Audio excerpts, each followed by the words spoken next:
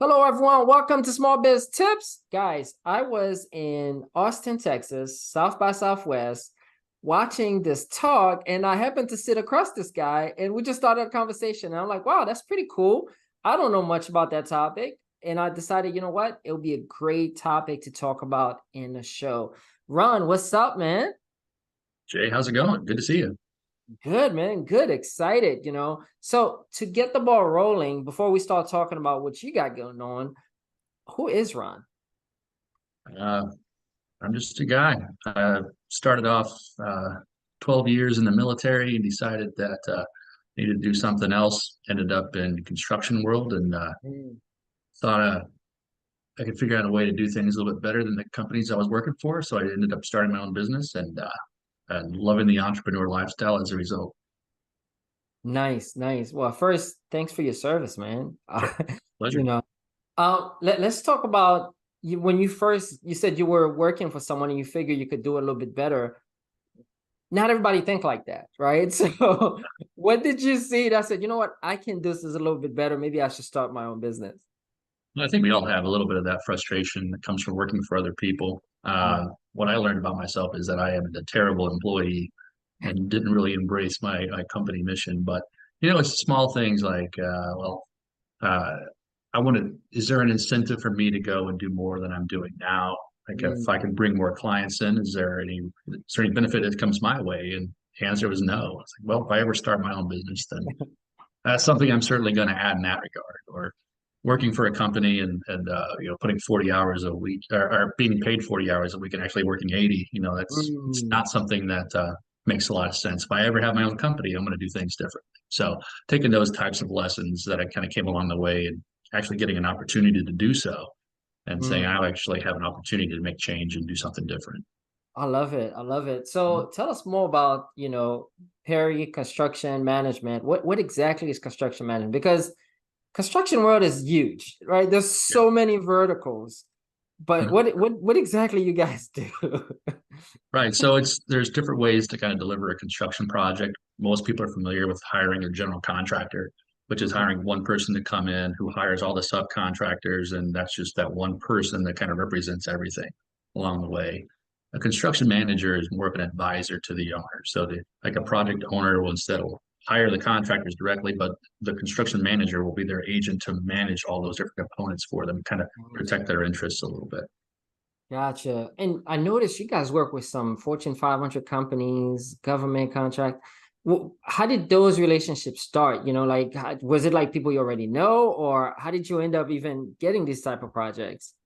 It's our first one. Our first big one was Kellogg's, and that was I went working for another company. Going back to that again, Kellogg's was my regular client. So I spent Wow. about 5 years for this company, working about traveling 300 days a year to projects all over the country. I think I've been in 18 different Kellogg plants at that point in Wow. time, and at the end, I was like, oh, I'm done. This is too much.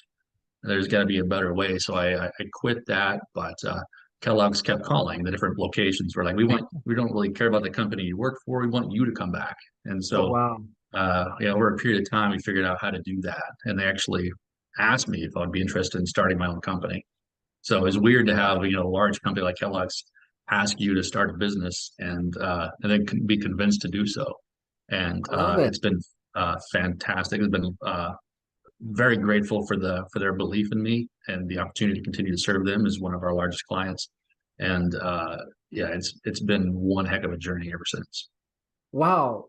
That's different because a lot of people will start looking for clients, not the client telling them to start their Right? own business. Yeah, No. it's definitely backwards. I didn't see this coming from myself. It's certainly I feel like I found what I'm supposed to be doing, which feels really Mm. nice. Now I love it. Now let's talk about, you started this business, right? You had to grow it. So how did you go about hiring? Because you have some pretty cool people that works for you. Yeah. So for until through the first million, and so we charge hourly by fee. Mm-hmm. So we don't have, do a contract for $10 million and that's what our income is. No, we charge an hourly fee to our clients. So we, to get to the first million, it was really just kind of figuring it out as we went along. It was having one location of Kellogg say we want you here, while another location says we want you here too, and then not being able to be the both places at the same time and figuring I got to find somebody else. Like I just started putting an ads out to my networks and asking like, is anybody available to come and try this to do this thing with me? And I had a friend that jumped on the ship, and so the two of Mm, us kind of split up responsibilities a bit. And I found a friend that was like a bookkeeper for another business, and I was like, can you help me out and try to wow. figure out how to do invoicing and all this? And so we kind of just bootstrapped it for the first million in revenue. That's when I was able to join EO, and Yeah. that's kind of became the difference in the business. Uh, for instance, like we're just this week we've crossed 5 million in revenue in the last 12 months, and Congrats, man. just got a notification yesterday. And that's probably by the time this airs, it'll be official. We just found out we're going to make the Inc. 5000 list for the third straight year in a row. So Congrats. it's been phenomenal. But I would say finding EO that really helped me out, and then Yeah. part of that is learning EOS, which is the based Mm, off the book Traction. We implement yes. that in the company. It's really been able to help us grow and scale and kind of figure this whole thing out and just add parts as we need to. Now I love it. So you said two very important things, right? Beside reaching that milestone, congrats on the 5 million mark. EO, Mhm. right? What exactly is EO? Not everybody know or ever heard of Yeah, EO. What is that? yeah. Well, EO is an entrepreneurs organization. A worldwide organization. I think it's got currently nearly 19,000 members, and they're all just entrepreneurs across the world.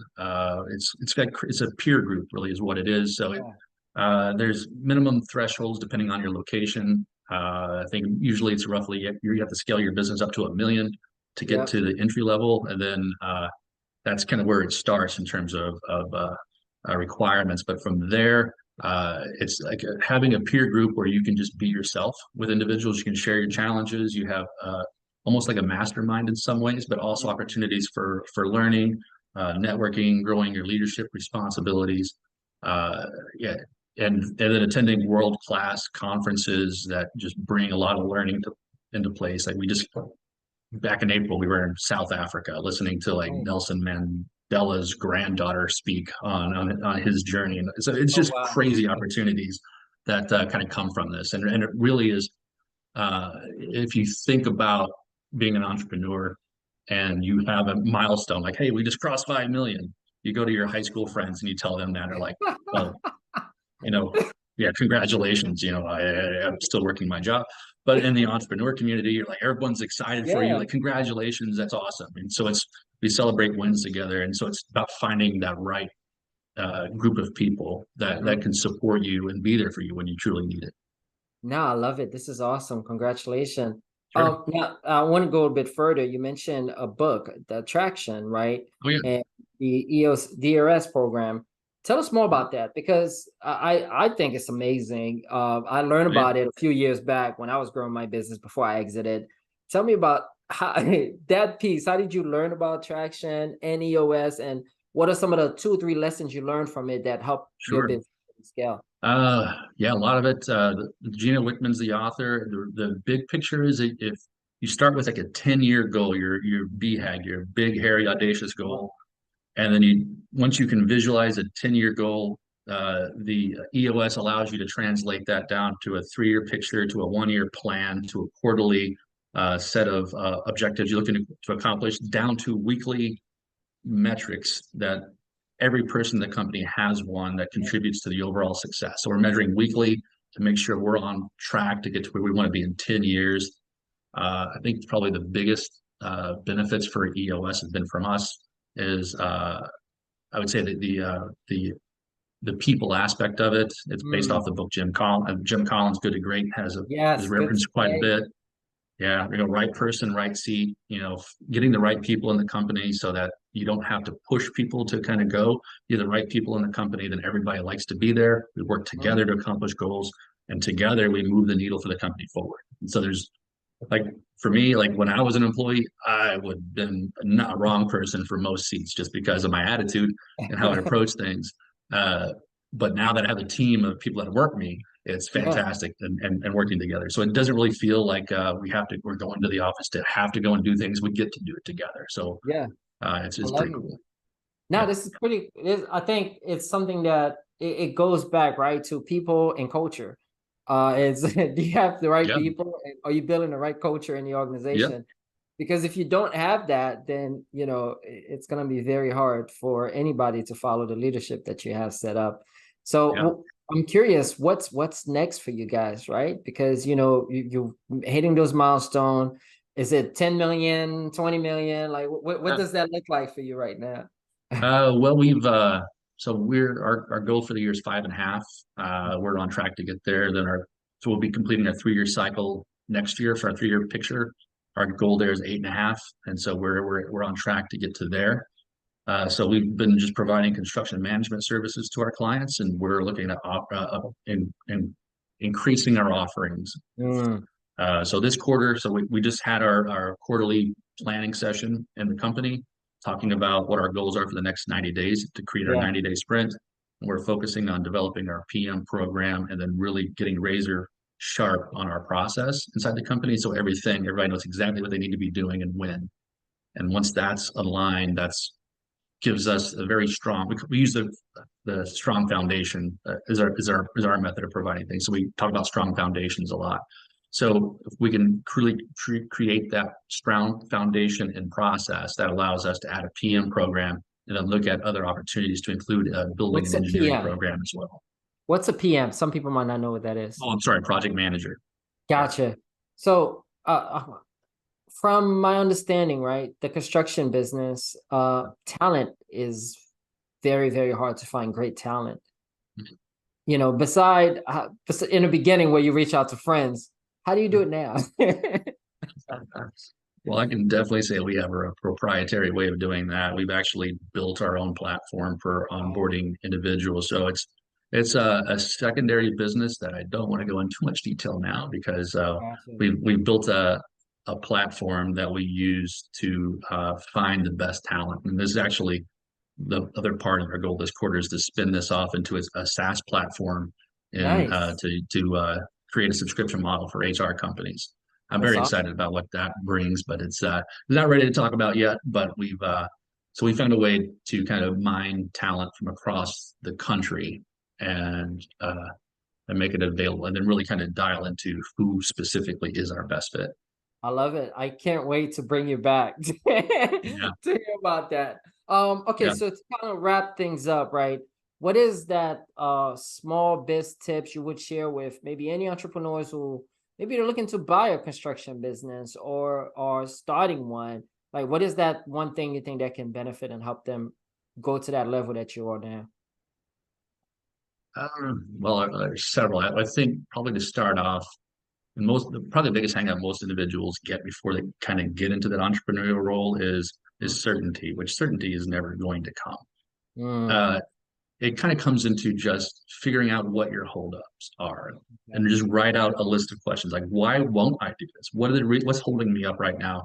And then just Mhm. generate your list of questions or issues that you have, and then just start answering them one by one. Mm, Figure out exactly like one of the first instances was, like I don't know anything about getting insurance, like professional liability or insurance. So that seems daunting. I don't want to do that. But then I just wrote it out and actually asked somebody and found out it was not a big deal at all. So when I was wow. looking at starting my company with Kellogg's backing, I wrote down my questions. One of them was insurance. And by the time I got done answering my questions, I realized that I should have been doing this years ago. So all these questions that were really holding me up that I didn't bother Yeah. finding answers for, once I found the answers, I realized that not only was it a good idea, but I should have been doing this years Oh, ago. wow. So I yeah, love find it. out your reasons why, and then just one by one pick them off and challenge why those are issues. That's awesome, man. Good. How do people get in touch with you if maybe they're a PM or they know some PM that might be interested in your upcoming programs? What's the best way for them to reach out to you guys? Oh yeah, you can find me on LinkedIn, Ron Perry, with Perry Construction Management, or you can go to our website, www.perrymgmt.com. And there's a button on there to contact us. You can just drop us a line there. Awesome. Guys, this was Ron Perry, and We are out. Thank you again for jumping on. Thanks, Jay. It's a pleasure.